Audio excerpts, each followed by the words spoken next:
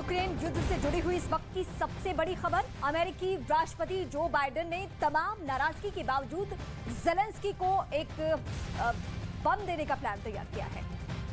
बताया ये जा रहा है कि ग्राउंड लॉन्च स्मॉल डायमीटर बम यूक्रेन को 2023 की शुरुआत में अमेरिका से मिल सकता है। और ये बम एक तरह से GBU-39 स्मॉल डायमीटर बम होता है जो कि M26 रॉकेट मोटर में फिट कर दिया जाता है।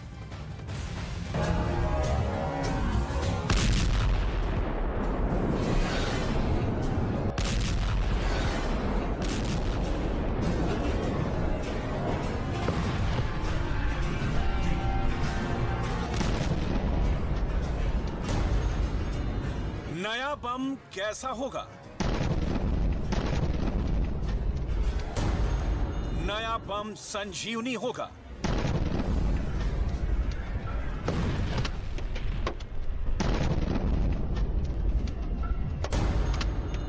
नया बम युद्ध का द एंड होगा।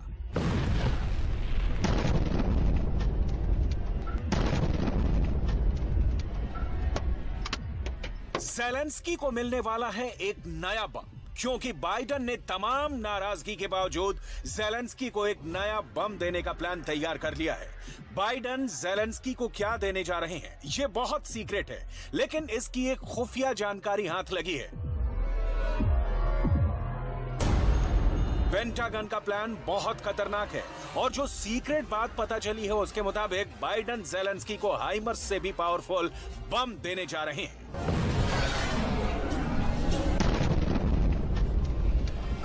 इस बम को लेकर एक बहुत खुफिया वीडियो देखिए। बाइडेन ने इस रॉकेट वाले बम को बहुत छुपा कर रखा हुआ था। अब ये बम सबके सामने लाने की तैयारी है, लेकिन बाइडेन इस नए हथियार पर खामोश है। इसकी वजह बताएंगे। पहले देखिए इस रॉकेट वाले बम का वीडियो।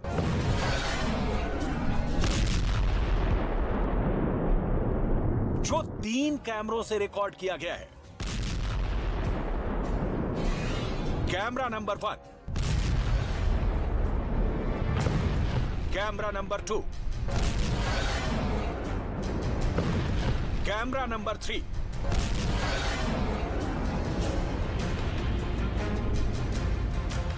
ये है अमेरिका का वो हथियार जिसकी तलाश ज़ेलेंस्की को भी थी, लेकिन बाइडेन नहीं चाहते थे कि ये ज़ेलेंस्की को मिले। लेकिन जब पुतिन के हमलों ने ज़ेलेंस्की की कैपिटल सिटी को खतरे में डाल दिया, तो बाइडेन ने अपना पिटारा खोलने का फैसला किया है।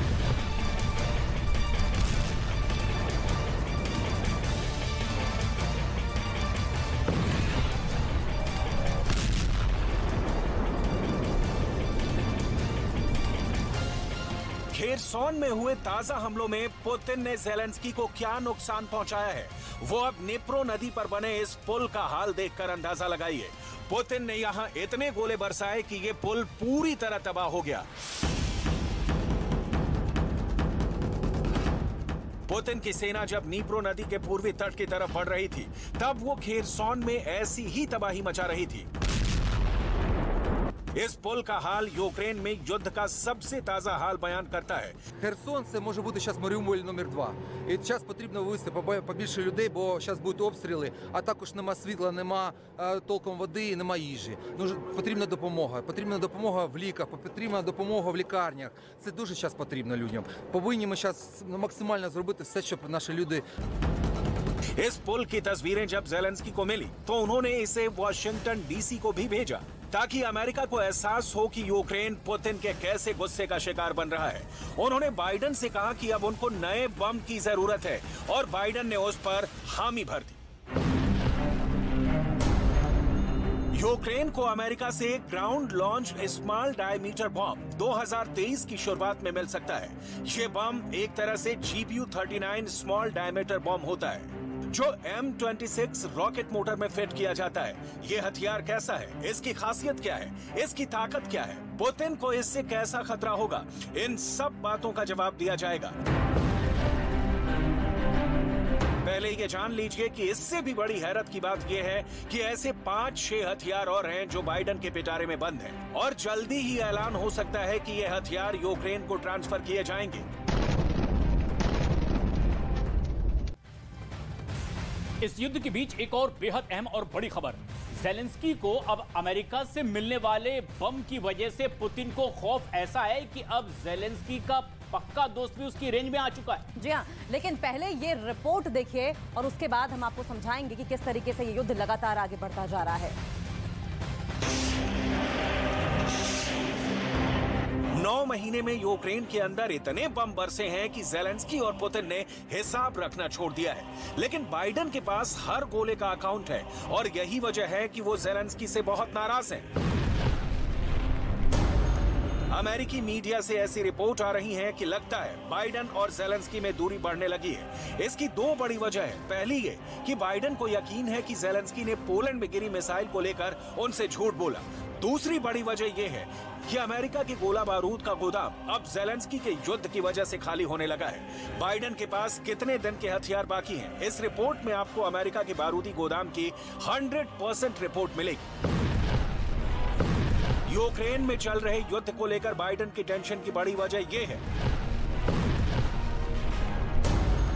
कि यूक्रेन को हथियार सप्लाई करने से अमेरिका का हथियारों वाला स्टॉक खाली होने लगा है। इस बात से बाइडेन की टेंशन बहुत ज्यादा बढ़ गई है, क्योंकि उनके सामने चैलेंज अब अपना गोदाम भरने का है, जो आसान नजर नहीं आ रहा।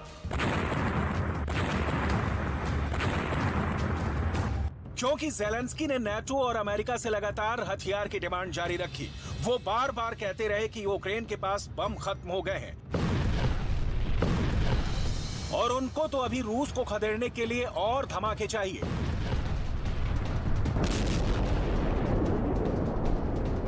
Можливо, зараз комусь із вас здається, що після ряду перемог ми маємо певне затища, але це не затища. Це підготовка до наступного ряду. До наступного ряду дуже важливих для нас усіх слів, які обов'язково мають звучати. Бо Україна має бути вільною. Уся. नया बम मिलने के बाद दबाव ज़ेलेंस्की से ज्यादा बाइडेन पर कम होगा, क्योंकि उनके हथियार वाले स्टॉक को बड़ी राहत मिलेगी।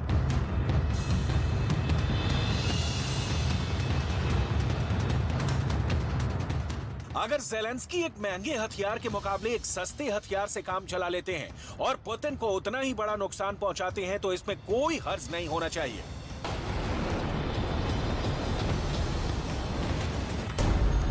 नए बम वाले रॉकेट्स में सिर्फ GBU-39 बम की कीमत 32 लाख रुपए है, जबकि इसमें लगने वाली M26 रॉकेट मोटर इतनी महंगी नहीं है।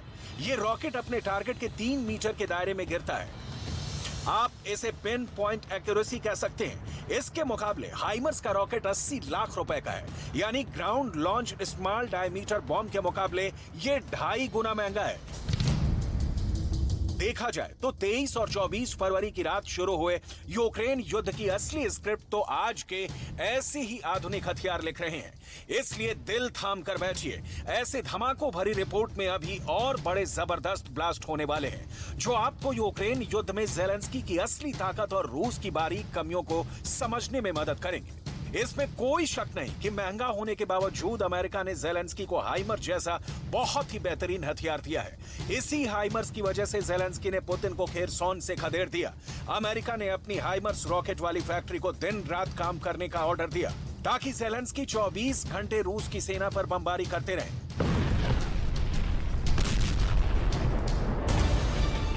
हाइमर्स में जो रॉकेट दागा जाता है वो 90 किलो वजन का होता है। अमेरिका में ऐसे 4600 रॉकेट हर साल बनाए जाते हैं, जबकि हैरान करने वाली बात यह है कि अब तक अमेरिका ऐसे 5000 रॉकेट यूक्रेन को सप्लाई कर चुका है। इसके मायने ये हैं कि अमेरिका के पास अब खुद ऐसे लॉन्ग रेंज वाले रॉकेट की कमी हो रही होगी। इसमें कोई शक नहीं, बाइडेन पर बहुत ज्यादा दबाव है। वो अमेरिका के हथियारों का स्टॉक भी पूरा रखना चाहते हैं और उनके सामने ज़ेलेंस्की को नए हथियार सप्लाई करने की भी मजबूरी है। ऐसे में बाइडेन ने यूक्रेन को नया रॉकेट सप्लाई करने का प्लान तैयार किया है।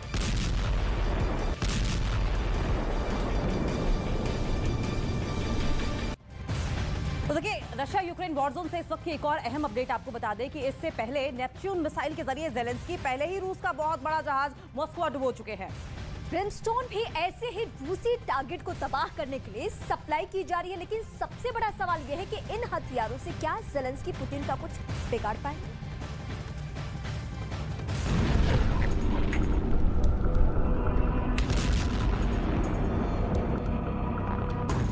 जब ज़ेलेंस्की बाइडेन से नए हथियारों का इंतजार कर रहे हैं, तब उन्होंने नेटो पर भी दबाव बढ़ाना शुरू कर दिया है। ये बेल्जियम की राजधानी ब्रसेल्स है और यहाँ नेटो हेडक्वार्टर्स के बाहर देखिए क्या हो रहा है। ये ज़ेलेंस्की वाला प्रेशर है जो यूक्रेन से जुड़ी संस्था अब नेटो पर डाल रही है। Outside of NATO headquarters, its organization Promote Ukraine, who gathered people, and we are here to ask for, first of all, to thank for all of the help that has been already given to Ukraine by the NATO member states. But also, we've seen how much energy infrastructure has been destroyed in Ukraine, and we need more air defense systems. Putin को लेकर NATO बहुत ज्यादा परेशान है। NATO का अभी तक का मकसद रहा है कि वो अपनी बंदूक ज़ेलेंस्की के कंधों पर रखकर चलाए। इसमें नेटो अभी तक कामयाब रहा है। पुतिन को घेरने के लिए ब्रिटेन का एजेंडा पहले से शीशे की तरह साफ है। ब्रिटेन से यूक्रेन को ब्रिमस्टोन एंटी शिप मिसाइल मिल चुकी है। इसकी रेंज अलग अलग वर्जन में 20 किलोमीटर से लेकर 60 किलोमीटर तक है। 50 किलो वजन वाले इस मिसाइल की खासियत यह है कि यूक्रेन अब मूव कर रहे रूसी टारगेट पर भी वार कर सकेगा। ये ऐसी मिसाइल है जो 70 किलोमीटर प्रति घंटे की रफ्तार से चल रहे टारगेट को भी नहीं बख्शती है। ब्रिमस्टोन इस वक्त ब्रिटेन के सबसे खास हथियारों में शुमार की जाती है, ठीक वैसे ही जैसे ज़ैवलिन को अमेरिकी फोर्स का एक बेहतरीन हथियार कहा जाता है। ज़ेलेंस्की को इसमें बहुत ज्यादा फायदा होगा या नहीं, ये अभी पता नहीं, लेकिन उनको ब्रिटेन से लगातार आधुनिक हथियार मिले हैं। देखा जाए तो ज़ेलेंस्की के दोनों हाथों में लड्डू हैं। फिर चाहे यूक्रेन पूरी तरह बर्बाद क्यों ना हो चुका हो, ज़ेलेंस्की की जिद और पुतिन का गुस्सा, इन दोनों की वजह से यूक्रेन में बहुत बड़ी तबाही आई है। Через геноцид. І сьогодні ми робимо все можливе і неможливе, щоб зупинити нову геноцидну політику Росії. Нову, але таку схожу на ту, яка убила мільйони людей у 20 столітті. Безпеку Україні, всій Європі. अपनी नेपच्यून मिसाइल से ज़ेलेंस्की पहले से ही रूस का बहुत बड़ा जहाज मॉस्को डुबो चुके हैं। ब्रिमस्टोन भी ऐसी ही रूसी टारगेट को तबाह करने के लिए सप्लाई की जा रही है, लेकिन ब्रिमस्टोन अकेला हथियार नहीं है। ब्रिटेन ने आगे बढ़कर यूक्रेन को स्टॉर्मर एंटी एयरक्राफ्ट सिस्टम देने की भी पेशकश की है। ये एक तरह की छोटी सी बख्तरबंद गाड़ी है जिसमें स्टिंगर मिसाइल भी लगी होती है। इसमें 2 एंटी टैंक मिसाइल भी हैं और ये 30 मिलीमीटर की कैनन से भी लैस है। And as a result, the energy infrastructure, people, civilians are without electricity, without light, without energy, without heating. So we really need more air defense systems and to protect our civilians and to survive the winter. So thank you for all the help, but we need more air defense systems.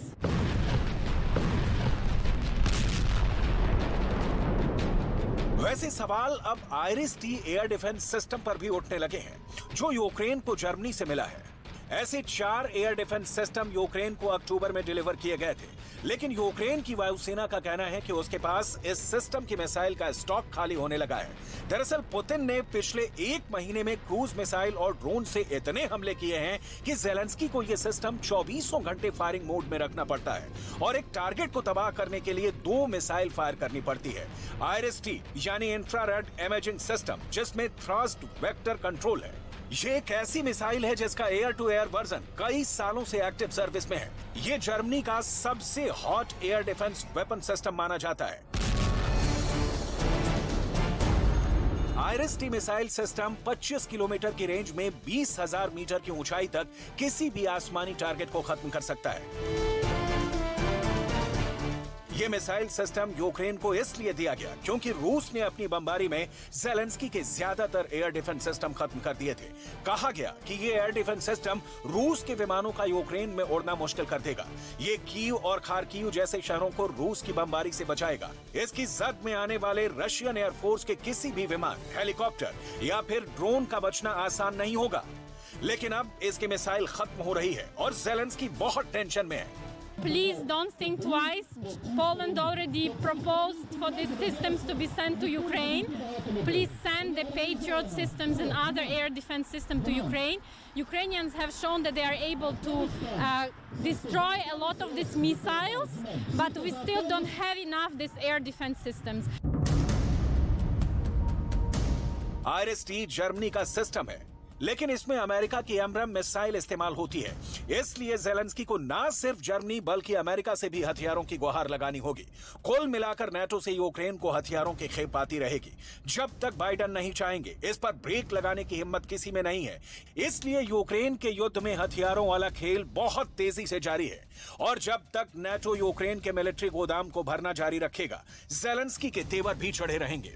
वैसे चाहे HIMARS हो या फिर Iris-T जैसे हथियार, क्या इतनी fire power पाकर भी ज़ेलेंस्की पुतिन का कुछ बिगाड़ पाएंगे? ज़ेलेंस्की को हथियार हर किस्म के मिल रहे हैं, लेकिन डॉनबास में उनकी प्रोग्रेस रिपोर्ट ठप वाले स्टेटस के साथ रुकी हुई है। उन्होंने चाहे खेरसॉन में रूस को पीछे कर दिया है, लेकिन ज़ेलेंस्की लंबी लड़ाई लड़ने के लिए रोज जद्दोजहद कर रहे हैं।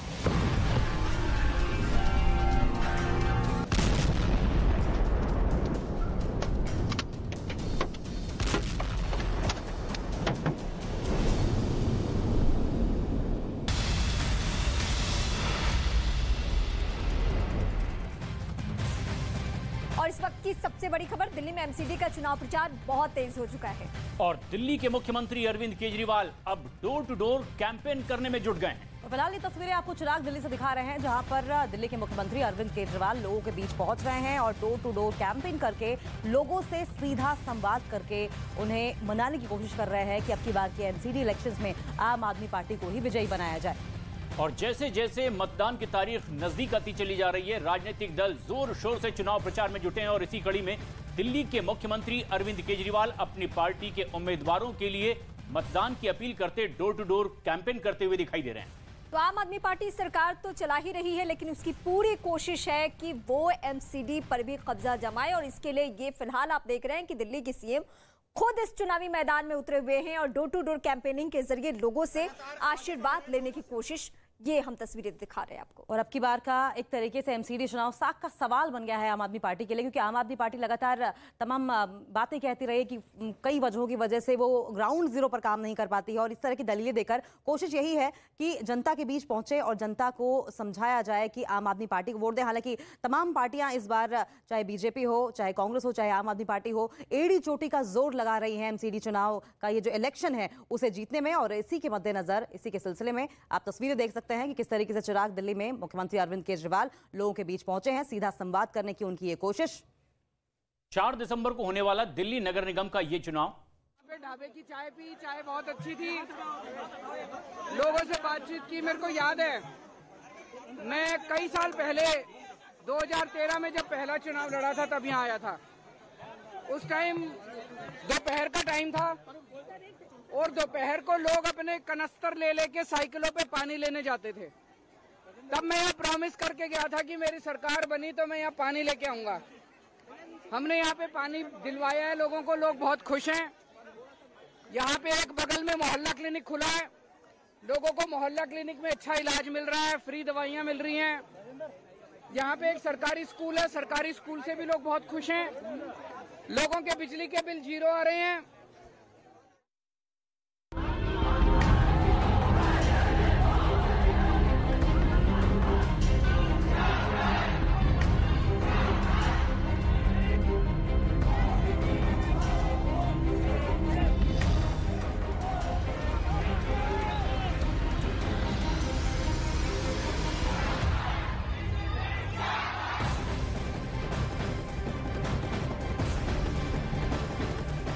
चीन से इस वक्त एक बेहद अहम और बड़ी खबर सामने आ रही है। वहां कोविड प्रतिबंधों के खिलाफ प्रदर्शन रुकने का नाम नहीं ले रहे हैं। जी हां, चीन के मिशिगन विश्वविद्यालय में छात्रों ने प्रदर्शन किया है और इस दौरान तानाशाह देशद्रोही शी जिनपिंग को हटाओ के नारे भी लगाए गए हैं। और इस वक्त ये तस्वीरें हम आपको चीन के अलग अलग शहरों से दिखा रही हैं, जहां विरोध प्रदर्शन बड़े लेवल पे जारी है और लोगों का गुस्सा यही है कि कोविड के नाम पर अब कितनी सजा हमें मिलेगी। बिल्कुल, और लगातार जिस तरीके से जीरो कोविड पॉलिसी को लेकर प्रदर्शन चल रहे हैं, इसको लेकर अब ये प्रदर्शन और ज्यादा उग्र लोगों का होता जा रहा है।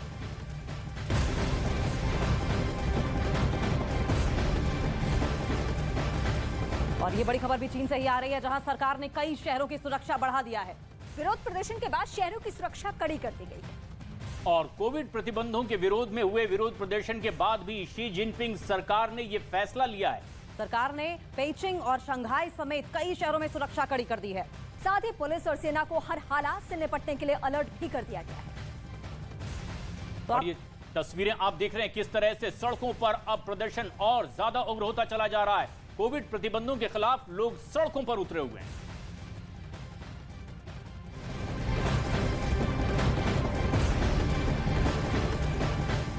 कोविड प्रतिबंधों के खिलाफ चीन के लोगों में बहुत गुस्सा है। 66 लाख ऐसे लोग हैं जो कि घरों में कैद हैं। और हालात ये हो गए हैं कि कई शहरों में तो अब गृह युद्ध जैसे हालात बन गए हैं। सड़क पर उतरी जनता को कंट्रोल करने के लिए सेना को अब उतारना पड़ा है। लोग यहां लॉकडाउन हटाने की मांग पर डटे हुए हैं।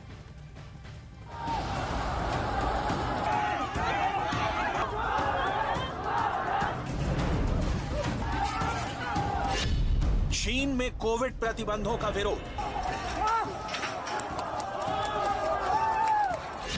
शी जिनपिंग के खिलाफ फूटा लोगों का गुस्सा।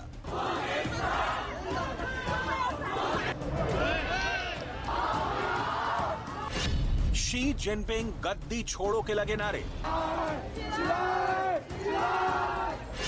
चीन के कई शहरों में सड़क पर संग्राम।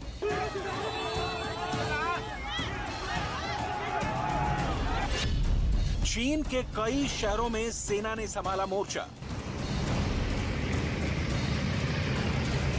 कोविड प्रतिबंधों के खिलाफ चीन के कई शहरों में जनता ने मोर्चा खोल दिया है। लोग प्रतिबंधों को हटाने की मांग करते नजर आए और 1 दर्जन से ज्यादा शहर में लोगों ने सरकार के खिलाफ मोर्चा खोल दिया। चीन में कोरोना से निपटने के लिए जीरो कोविड पॉलिसी लागू की गई है, जिसकी वजह से वहां के लोग डरे और सहमे हुए हैं। धीरे धीरे लोगों का ये डर गुस्से में बदल गया और चीनी शहरों में एक साथ प्रदर्शन हुए। लोगों ने शी जिनपिंग गद्दी छोड़ो के नारे लगाए। लोगों के हाथों में मोमबत्ती और टॉर्च की रोशनी में प्रदर्शन किया। हालात ये हो गए कि इस विद्रोह को संभालने के लिए कई शहरों में सुरक्षा बलों को मोर्चा संभालना पड़ा और सेना को भी सड़क पर उतारना पड़ा। कई इलाकों में सड़क पर सेना के टैंक नजर आए। बीजिंग और शंघाई में छात्रों समेत बड़ी संख्या में लोग सड़क पर आ गए। सामने आ रहे वीडियो में लोग हाथों में मोमबत्ती, पोस्टर्स और मोबाइल की टॉर्च दिखाई दे रही है। इसके साथ ही छात्र खाली सफेद पन्ने लेकर भी प्रदर्शन कर रहे हैं। दरअसल उत्तर पश्चिम क्षेत्र की राजधानी उरुमकी में गुरुवार रात को एक इमारत में आग लगने के बाद से लोगों का गुस्सा भड़का हुआ है। इस हादसे में 10 लोगों की मौत हो गई थी, जबकि कई घायल हो गए।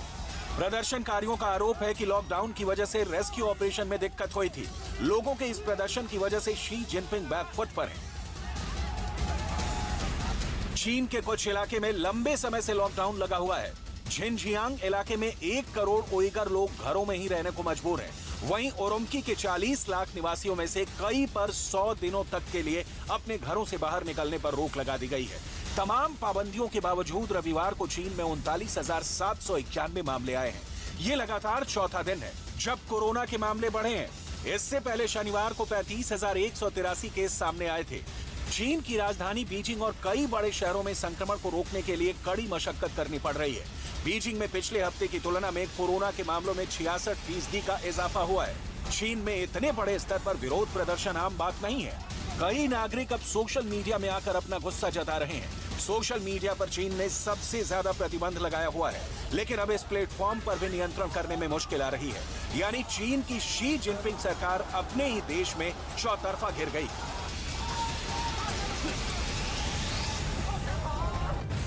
और इस तरह से चीन में ये प्रदर्शन लगातार जारी है, लेकिन चीन में हुए प्रदर्शन के दौरान कई हिंसक और बर्बर तस्वीरें भी सामने आई हैं। कई जगह पुलिस और प्रदर्शनकारियों का आमना सामना भी हुआ। हालात को काबू करने के लिए उन्हें घसीटा गया तो मिर्ची से स्प्रे का भी इस्तेमाल किया गया।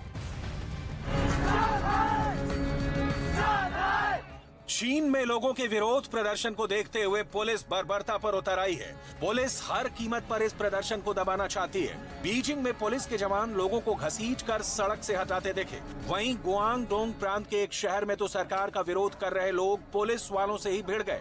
उनमें कई लोग पुलिस के साथ मारपीट करते देखे, जबकि पीपीई किट पहने पुलिस के जवान भी उन पर लाठी बरसाते नजर आए। वुहान से आई एक तस्वीर में रात के वक्त हजारों की संख्या में लोग सड़क पर उतरकर शी जिनपिंग सरकार के खिलाफ हल्ला बोल दिया।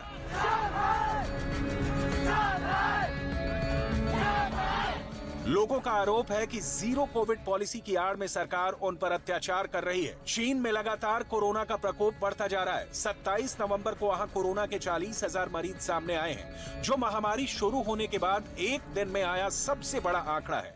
चीन में एक्टिव केस की संख्या भी 3 लाख के पार हो चुकी है।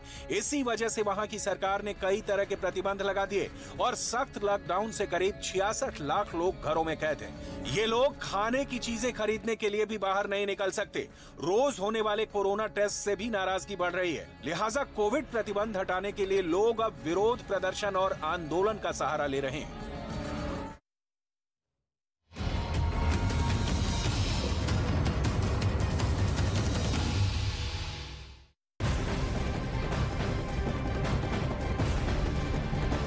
और फिल्म द कश्मीर फाइल्स को लेकर एक बार फिर भारत के खिलाफ प्रोपेगेंडा की कोशिश की गई है और इस बार इसके लिए भारतीय अंतर्राष्ट्रीय फिल्म फेस्टिवल के मंच का इस्तेमाल किया गया। फेस्टिवल में इस बार भारतीय पैनोरामा में द कश्मीर फाइल्स फिल्म दिखाई गई थी और IFFI के मंच का गलत इस्तेमाल करते हुए इजराइल के फिल्म निर्माता नदाव लेडिव ने फिल्म को ही प्रोपेगेंडा फिल्म बता दिया। नदाव लेडिव का बयान आते ही इसका विरोध शुरू हो गया है। भारत में इजराइल के राजदूत ने इस मामले में नदाव लेविड के नाम खुला खत लिखा, जिसमें उन्होंने कहा कि नदाव लेडिव ने भारत के निमंत्रण और भरोसे का गलत इस्तेमाल किया है। इजराइल के राजदूत ने इस खत में भारत से माफी मांगते हुए लिखा है कि वो नदाव लेविड के बयान से शर्मिंदा हैं और इस नुकसान पहुंचाने की कोशिश के बावजूद दोनों देशों के बीच दोस्ती बनी रहेगी। केंद्रीय मंत्री अनुराग ठाकुर ने भी इजराइल के राजदूत के बयान का समर्थन करते हुए उनके ट्वीट को रीट्वीट किया है। फिल्म के अभिनेता अनुपम खेर ने भी नदाव लेविड के स्टेटमेंट को कोट करते हुए इसकी निंदा की है और बताया कि ये प्लान्ड है और साथ ही साथ ये कहा कि एक बार फिर टूलकिट गैंग सक्रिय हो चुका है, एक्टिव हो चुका है।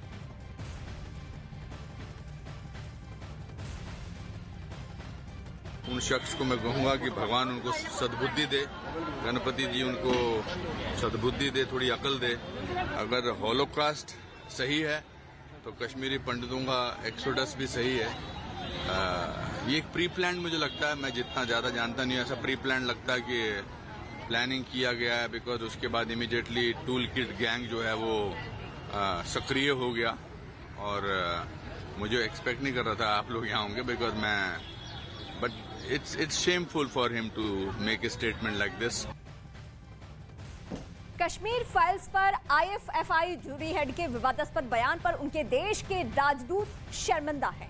इजराइल के राजदूत ने माफी मांगी है और सिलसिलेवार तरीके से किए गए ट्वीट में उन्होंने जूरी हेड नदाव लेविड पर जम करके हमला भी बोला है।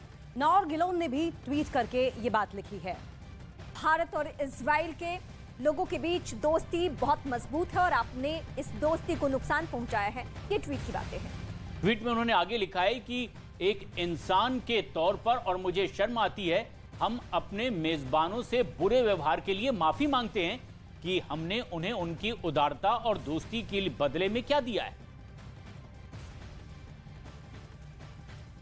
एक इंसान के तौर पर मुझे शर्म आती है, हम अपने मेजबानों से बुरे व्यवहार के लिए माफी मांगते हैं, हमने उन्हें उनकी उदारता और दोस्ती के बदले में क्या दिया है। इजराइल के राजदूत नौर गिलोन ने आगे ये लिखा है कि दरअसल एक इंसान के तौर पर ये तमाम चीजें होते हुए देखते हुए हमें शर्म आ रही है। भारत और इजराइल के बीच में जिस तरह से संबंध हैं वो आगे भी ऐसे ही मजबूत बने रहेंगे।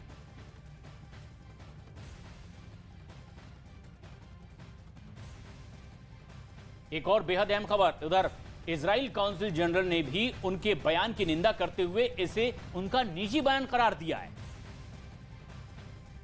When I saw the film, tears came from my eyes. It was not an easy film to see. I saw it with my eyes, and afterwards, I think that it was shown in Israel as well. The film, I personally don't accept it. Ambassador, he was along with me in Goa last night. Didn't accept it. This is his own private opinion. और अब IFFI jury head के बयान की चौतरफा निंदा की जा रही है। वहीं जम्मू कश्मीर के पूर्व उप मुख्यमंत्री कवेंद्र गुप्ता ने इसे भारत को बदनाम करने की कोशिश करार दिया है। नदाव लेविड ने जो इस प्रकार का बयान दिया है, अगर इस प्रकार की बात होती तो क्या 6 लाख कश्मीरी पंडित वहाँ से विस्थापित होकर के जाते, नंबर एक। नंबर दो, जिस प्रकार से कश्मीर फाइल्स में दिखाया गया है उससे भी ज़्यादा कहीं हुआ है, तो इस चीज़ को मानना पड़ेगा, तभी इस प्रकार के हालात बने और 30 साल से लगातार मिलिटेंसी वहाँ पर बढ़ी। कुछ एजेंसीज भारत को बदनाम करने के लिए शायद इस्लामिक मूवमेंट के तहत इस प्रकार की घटनाओं को अंजाम दे रही हैं। CAA या किसान आंदोलन ये इन्हीं चीज़ों का हिस्सा था।